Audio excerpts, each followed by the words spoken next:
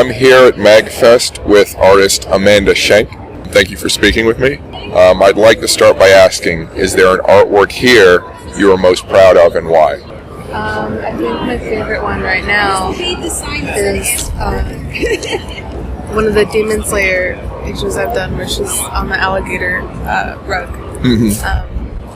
It's just, I think, the most me illustration I've done.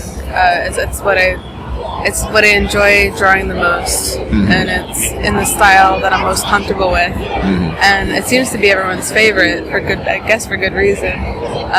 So I'm proud of it too, that it's doing so well, and it's like it's something I've always. It's something I didn't think would sell because I did it for me. But the fact that it's doing so well just makes me really happy. Can you describe it for the listeners, like the style and the image? I've been working in comics recently, so I used different line weights. Lots of it's very line art heavy.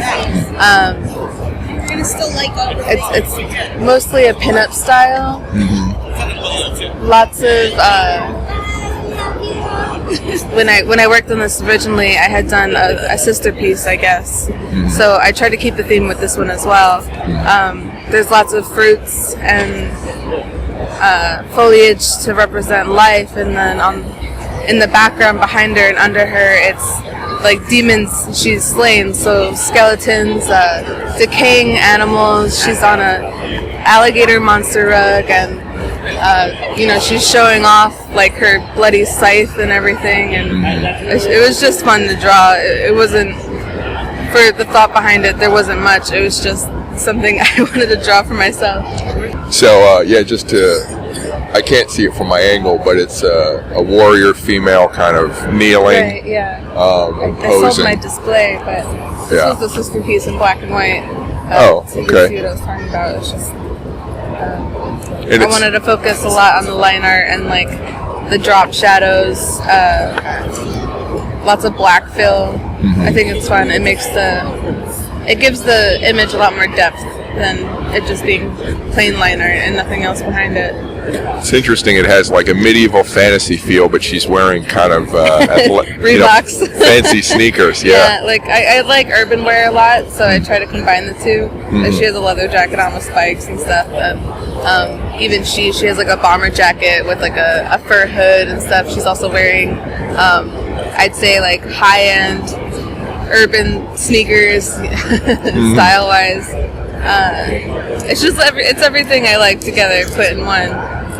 Is that spiked club her weapon of choice? Yeah, I gave them both weapons of choice. So she has a spike club and the other one is a scythe.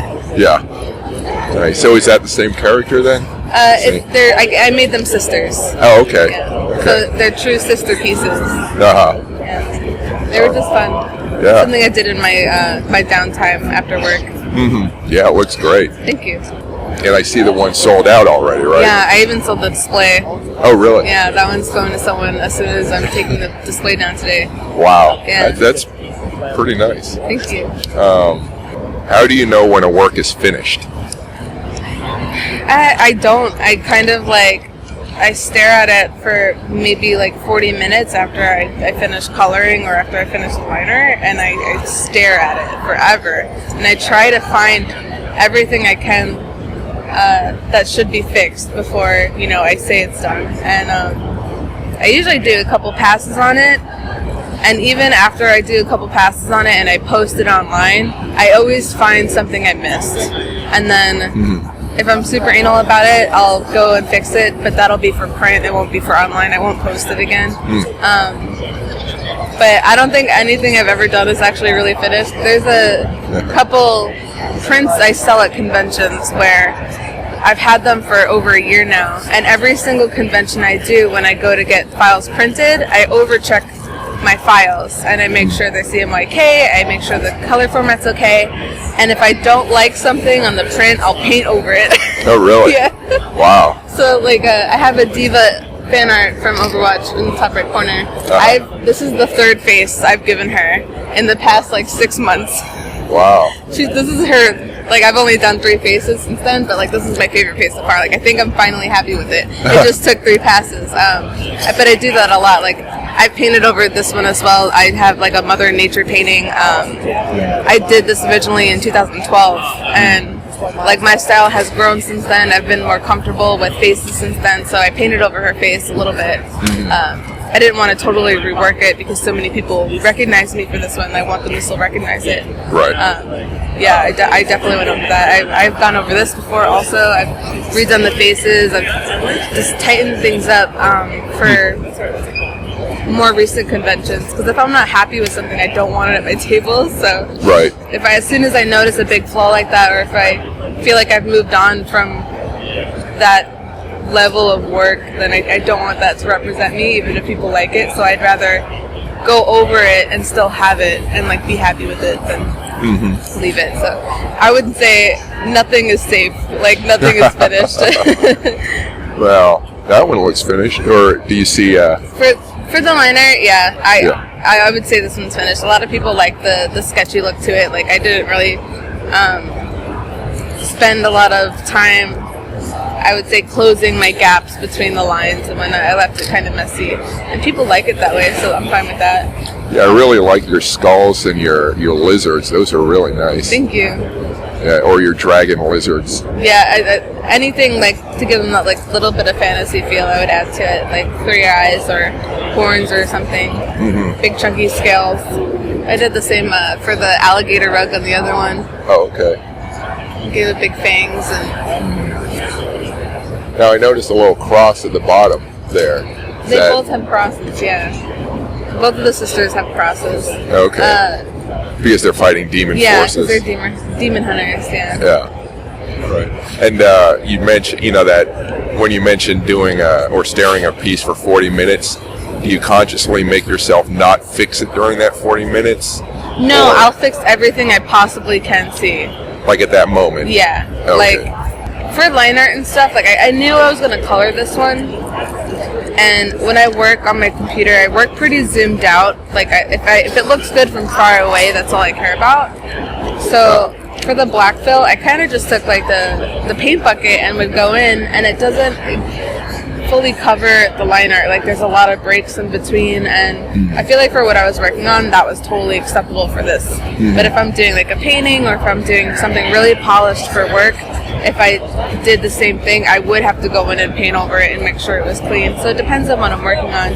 But for stuff for myself, I'm a lot more lenient than I am for work or for like portfolio pieces. Even though these ended up being like my following's favorite, which is great. I mean, I would love to do more of this. I'm going to, because it does so well. But the fact that I can be a lot more lenient with it and almost kind of lazy, that's fun. Maybe I'll be like less hard on myself when it comes to going over images over and over again.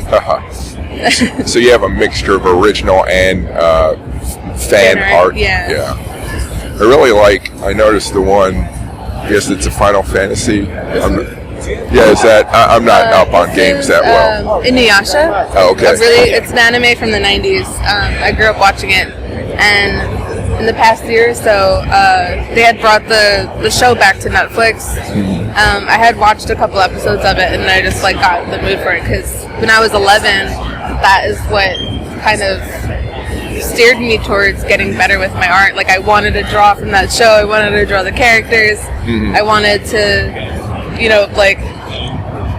have characters in that universe, and that's what got me here. That dumb little anime show was on Adult Swim a million years ago. Yeah. So I went pretty crazy on it, but I did a full painting for it. I don't paint too often anymore because of work, but I wanted to pay tribute towards it, and I liked how it came out. That's soft. It looks really good. Is that an actual scene from the show or an imagined?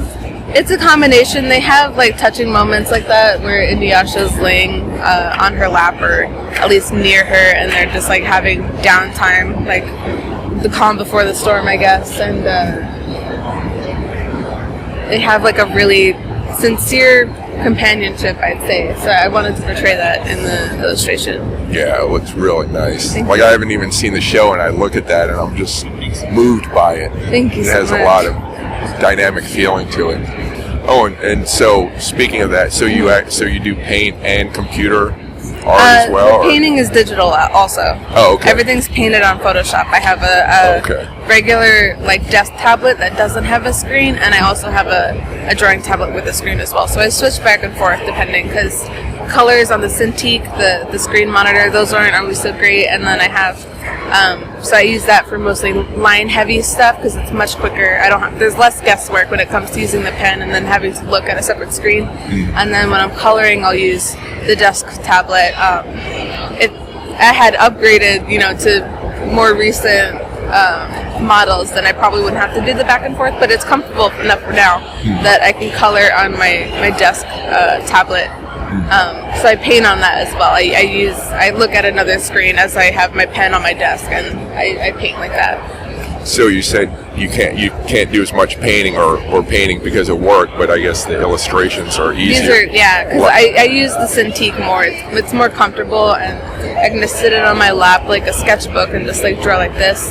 So if I'm in a comfortable spot and I'm like just going with the flow and like almost on autopilot with working, then having to stop to like rearrange my desk and pull out the other tablet just to paint something quick and then have to switch it again just to go back to work after my break, it's not worth it for me. So only when I have like true downtime can I paint, and it's not often. So I usually stick to line art and like soft coloring, and not soft coloring but flat coloring, and like a little bit of shadow here and there. What inspires you? Lately, a lot of sci-fi. Oh yeah. Lots and lots of sci-fi.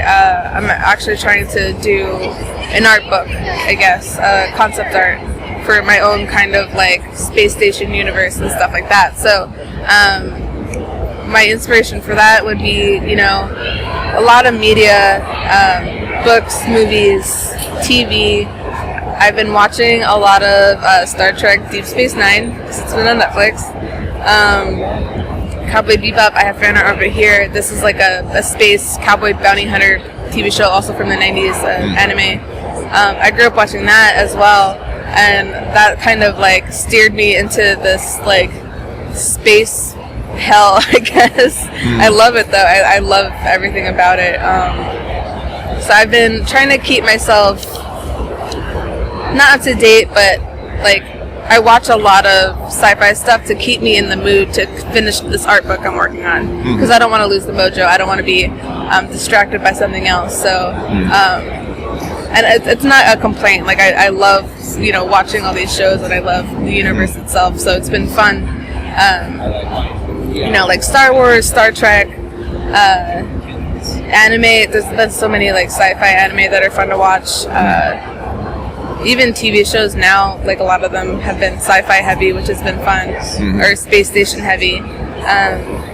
Even just looking up concept art for like movies, like Interstellar and stuff, like concept art is super helpful too. Like surrounding myself with that is probably like the best thing I could have done for myself, and I enjoy it. So you're looking at it for the visuals more than the stories themselves or the plots and characters? For the art book, I'm going to focus more on visuals for now, but like the characters mean a lot to me. So when I was like building the characters, when I was giving them background stories, I would add what inspired me from the shows and media I've consumed, I guess. Like one's a pilot, one's an alien, and kind of Star Trek-y, where she would go and explore planets, and that's like the plot I'm using for the art book, where she's on this exploration, she's exploring planets, discovering planets, and like you see those planets and the world building I did around those planets in the art book. So it's going to be like different kinds of terrain, aliens, her cast, like she has co-workers that are aliens and this and that, just me.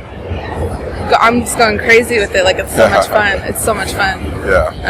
Designing your own alien characters and spacesuits and stuff. Like Evangelion has been a big inspiration for me because of like the cool plug suits, and like they pilot mechs and stuff. There's no crazy mechs in here. It's a lot more, I guess, Western sci-fi, where they pilot a little ship and zoom around and stuff. But it's just something I've always loved.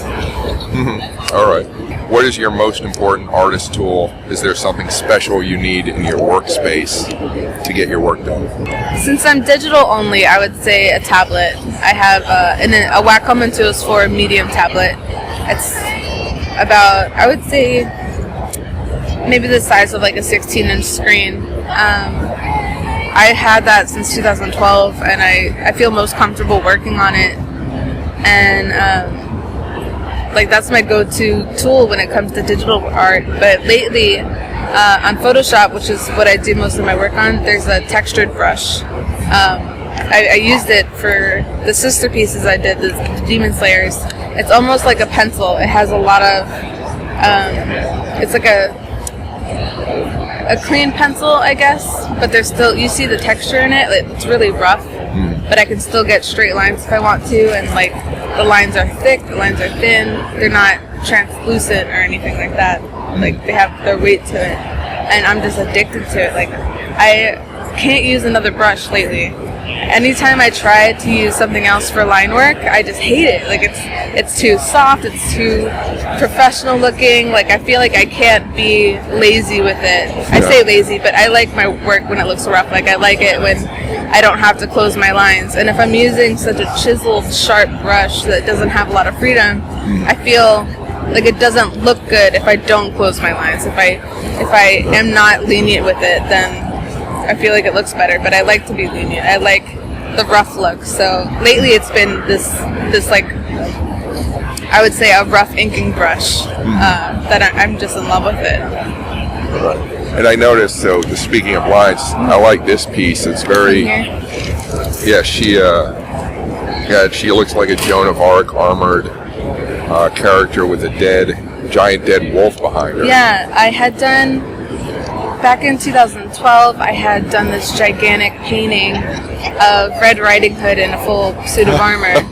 All right. And people liked it a lot, and someone contacted me to be in an anthology art book called 1001 Nights. And they wanted me to draw an illustration based on courage.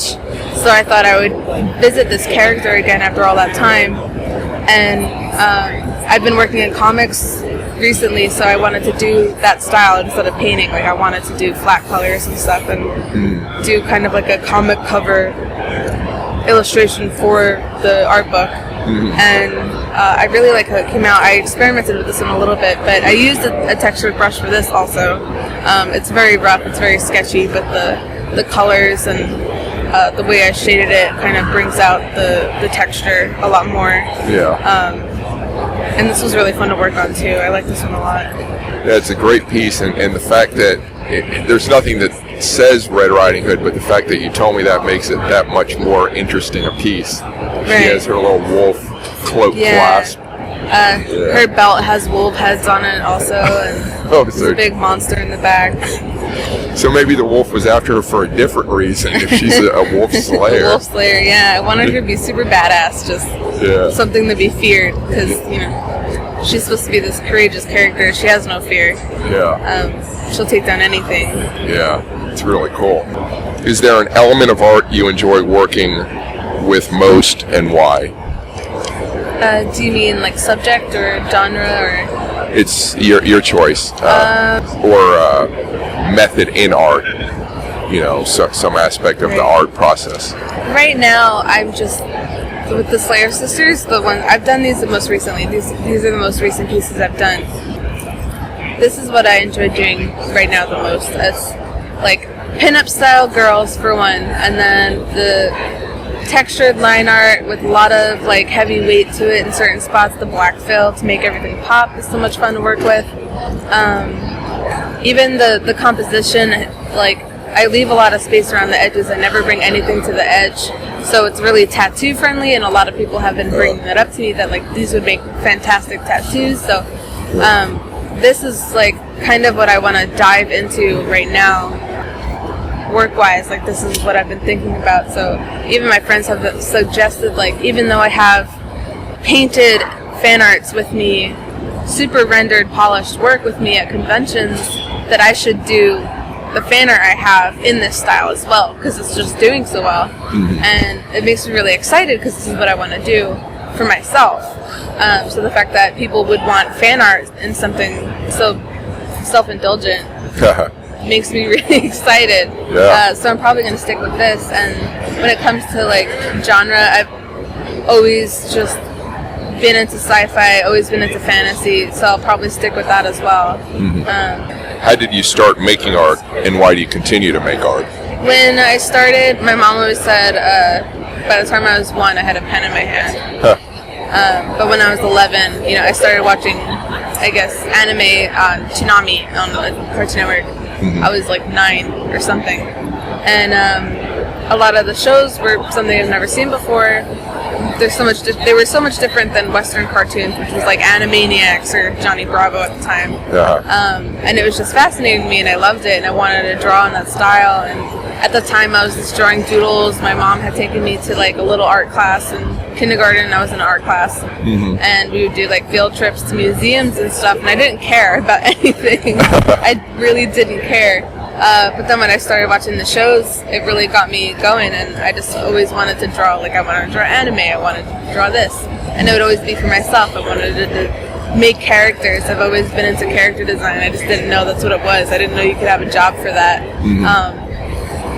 So creating characters, and when I was really young, I started posting my work online. I didn't expect to get recognition for it, and I've had a really big following since then, and it's really helped. Like, I guess it's like instant gratification, but to have people who are so happy when I post something, that is what keeps me going the most. And the fact that I can have a job, and my job is what I've been doing since I was so young, is just a lot of fun.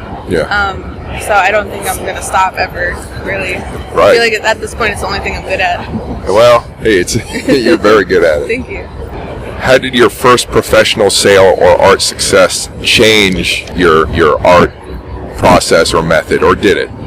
When I was young and posting my work online, I was on a site called Guyana Online, where you can dress up a little avatar and like sprite style clothing and pose it around, and that site was a forum community, and in one of the forums you could have like an art shop for the in-game currency. So I would draw for other people for in-game currency, so I could buy more clothes for the avatar and stuff like that.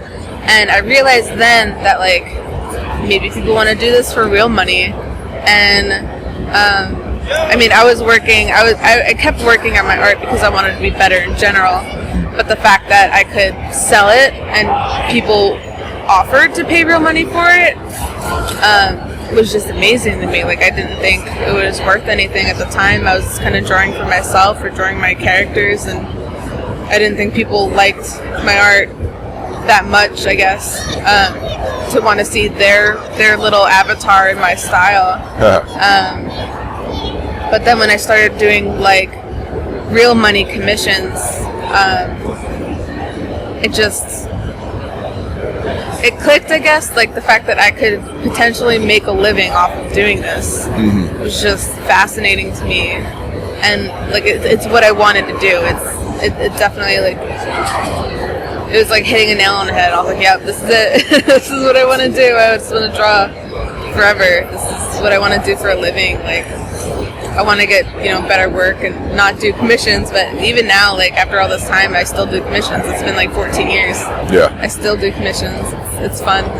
So when you did have people paying you, though, it didn't change how you approached making your art or the style or anything? You kept on the way you were going? Yeah, because at the time, I didn't care about what people said about my art, and I kind of just wanted to draw what I was drawing, and like, I guess I was super stubborn about it, but I was just like, I don't care, like, I just want to draw my characters, and I'll draw them however I want to draw them, and I focused more on myself and my characters than I did what they wanted for their commission, or what they wanted for their characters, which sounds bad, but I mean, it was my style. It was how I drew in general, and they were paying for me to draw it in my style, so they were always happy with it. But if they wanted like realism, I wasn't gonna draw realism. I was gonna do like whatever style I was going, which was like semi-realistic, more anime. They were happy with it. They were fine with it. So I just kept doing my own thing. and people are still happy with it, thankfully. Yeah. I'm grateful, yeah. Yeah. So what role does the artist have in society?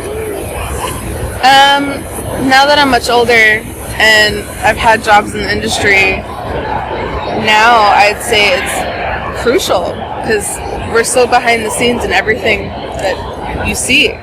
There's art directors on everything. Like, even if a big company, like for example, Twitter, when Twitter makes a social media post and it comes with an image, an art director was behind that, an artist made that image, and you don't think about that. You don't think about, like, billboards. Those are artists. Like, all the media you see is done by someone with, like, a creative mind, and it's crucial to anything visual, anything tangible, like TV, media. That's all artists. It's always been concept art. Like, it started as a thumbnail, it started as a storyboard that people do at their desk. Like, it's fascinating to me. I love it. Like, I didn't realize it until I got older and started getting jobs in the industry. Like, wow, artists are everywhere. Yeah. So do you think what you just described, do you think the importance is how well it does financially, or do you think they're literally affecting people's attitudes and such? I guess it depends on what the artist's job is.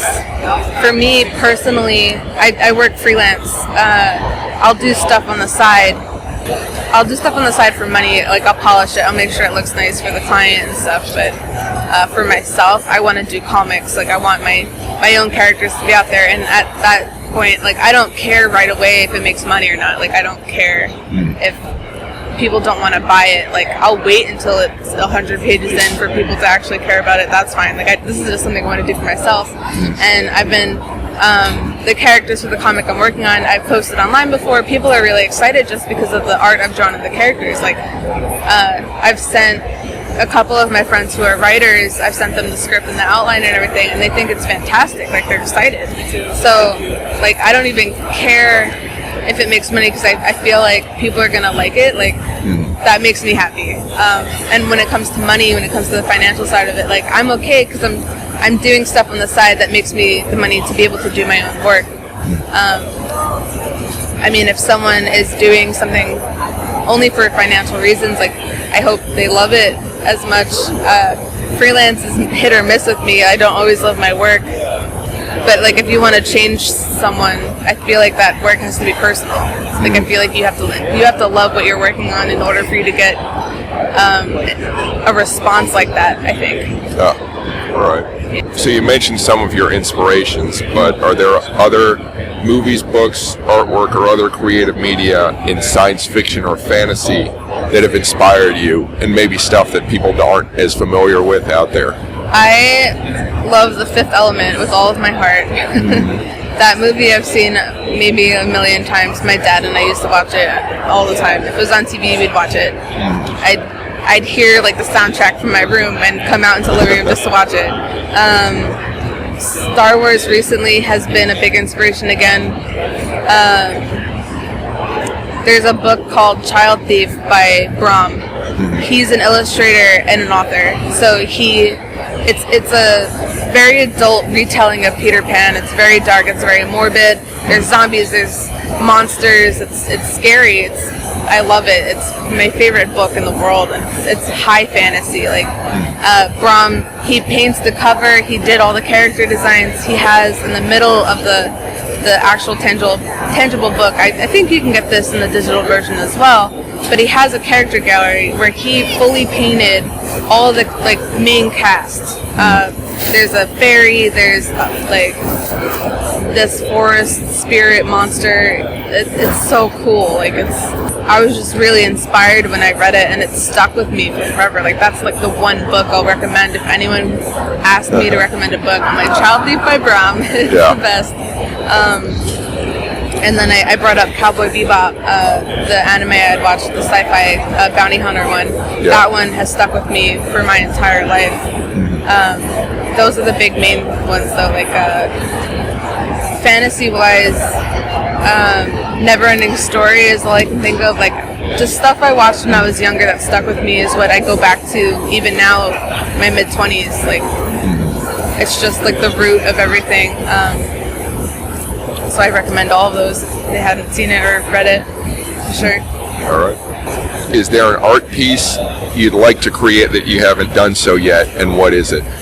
I've been trying to get a Fifth Element fan art done for a long time, and because it means so much to me, I haven't been happy with anything I've done sketch-wise, because it's just not what I want. Like, I want it to be good. Like, I want it to be something I'm proud of, because I want it to be as good as the movie is for me. I mean, not a lot of people like that movie, but it's my favorite movie, so I want that piece to be one of my favorite pieces.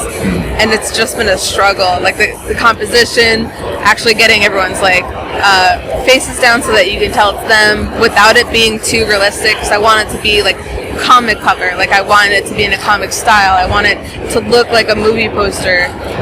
There's all these things I wish I could fit into it at once, and I can't. But that's something I'm, like, forcing myself to do at some point. I think about it every now and then. Like, I should do that. I should work on that. But that's the one thing I want to do the most, I think, for now. What's that recent movie? I'm forgetting the title that just came out that's very Fifth Element-ish. Like, Valerian. Yeah, Valerian.